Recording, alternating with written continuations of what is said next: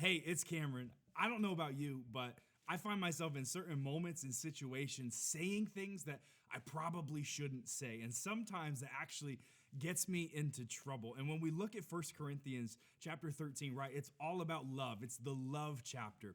But there's one thing that he says in verse 6 that's really interesting. He says that love does not delight in evil. And I grew up in the church. And so for me, it was always like I crossed that out. Like that doesn't apply to me because I'm not an evil person, right? Evil in my mind has always been like the most extreme, right? The 1% of crime. That's evil, right? The stuff that I do is not evil. And I think too often, if we're being honest, we lower the bar of love and we raise the bar of evil.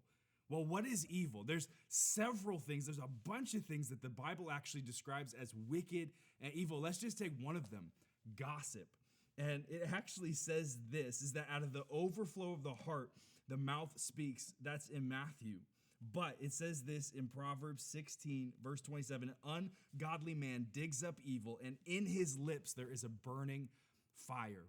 Too often we raise the bar of evil, right? Oh, that's not me. I'm not an evil or wicked person.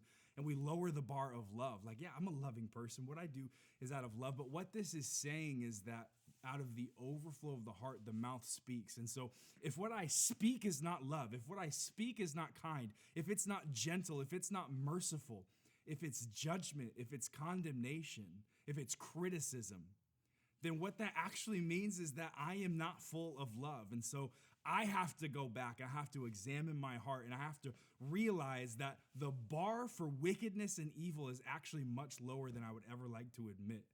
And the bar to actually being a love-filled and loving person is so much higher. But that's what makes Jesus necessary in my life.